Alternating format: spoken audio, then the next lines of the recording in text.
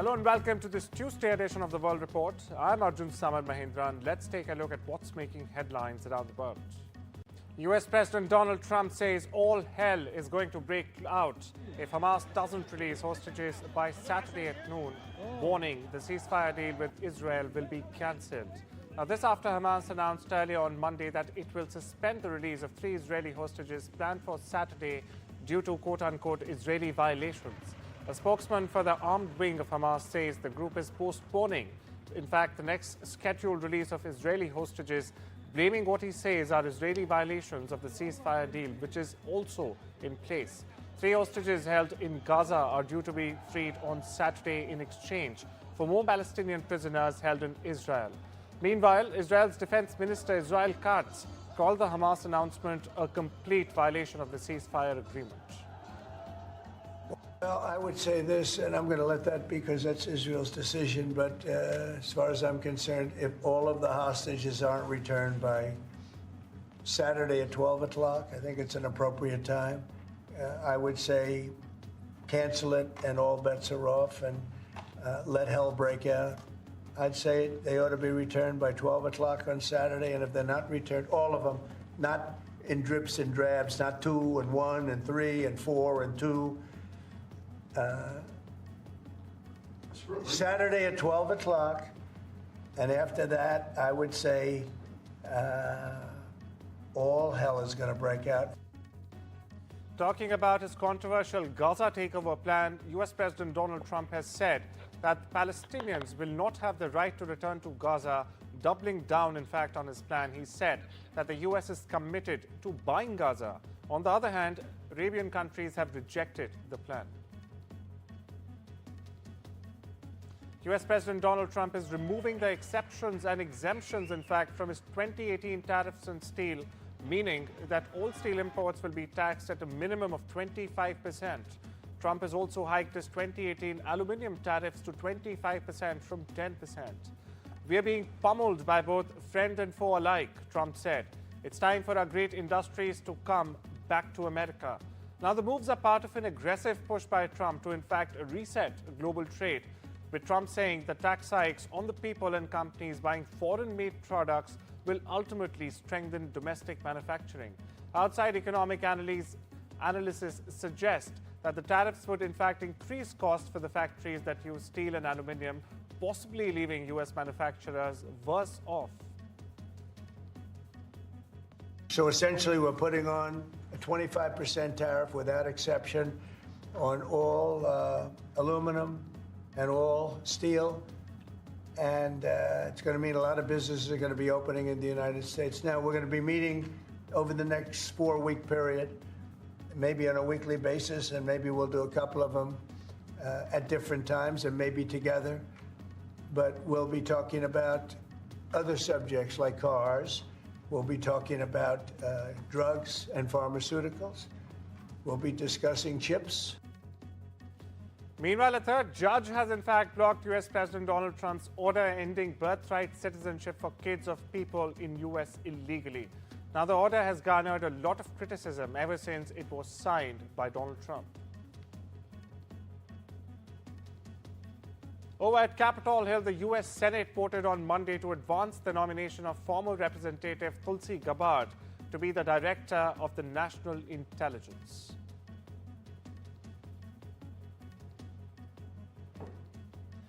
US President Donald Trump said he does not view Republican Vice President J.D. Vance as his successor for the Republican nomination in the 2028 presidential race.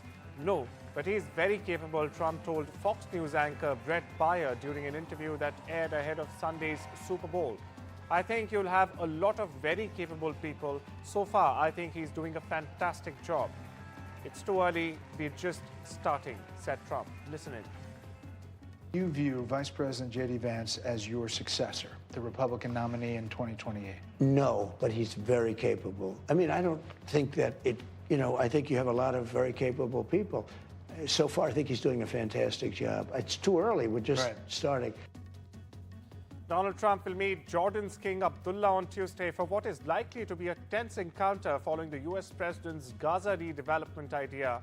and his threat to cut aid to the US allied Arab country if it refuses, that is, to resettle Palestinians. Now, Trump's proposal floated 1 week ago for the US to take over Gaza, move its hell-shocked residents and transform the war-ravaged territory into the Riviera of the Middle East, drew a negative response from the Arab world. Mob attack at book fair for displaying Taslima Nasreen's book in Bangladesh. A tense situation has arisen at the Bangla Academy's Amar-e-Khushi book fair for displaying Taslima Nasreen's books. A group of agitated people besieged a stall at the Amar-e-Khushi book fair this evening over the display of a book written by Taslima Nasreen, who's in exile in neighboring India. A group of US Congress leaders have written to US Attorney General Pam Bondi demanding an inquiry on the decision by the Biden administration to probe the Adani Group. The leaders have slammed the Biden DOJ probe into the group and called it a selective, reckless and a baseless pursuit, which can potentially be damaging to the India-US strategic ties. Now, the group of leaders, in a letter written to Pam Bondi, have said that there was no compelling reason for the probe to be initiated in the first place other than some external factors. Reminiscent of US President Donald Trump's tough immigration crackdown, the UK's Labour government has launched launched mass raids on illegal workers in the country. Described as a UK-wide blitz, the crackdown has extended to Indian restaurants, nail bars, convenience stores and even car washes which employ migrant workers. With British Home Secretary Yet Cooper personally overseeing the drive, the Home Office reported a record-breaking January as they descended on 828 premises, a 48% rise compared to the previous January, with arrests surging to 609 and marking a 73%, that's right, a 73% increase from the previous years. Listen in. Rules really need to be respected and enforced for the asylum and immigration system to work.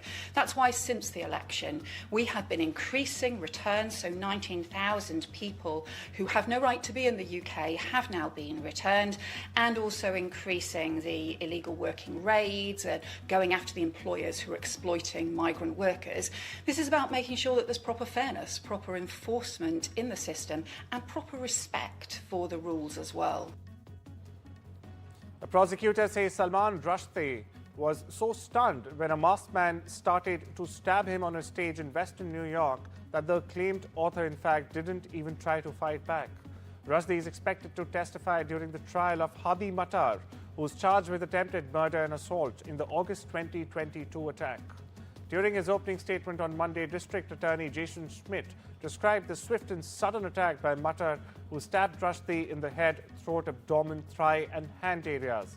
Now, the author was left blind in one eye.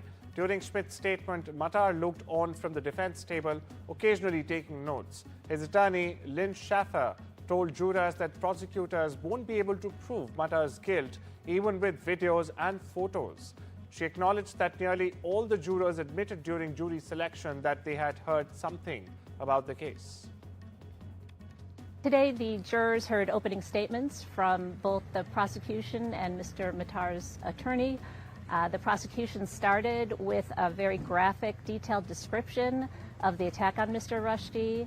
He described for jurors how an attacker kind of came out of nowhere from the audience, bounded onto the stage, attacked Mr. Rushdie at a full run and began stabbing him before anyone even really knew what was happening.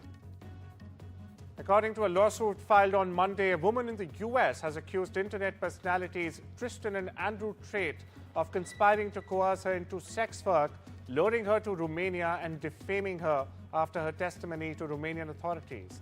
The civil complaint in Florida was reported earlier by the NYT, which said it marked the first suit against the brothers to be filed in the United States.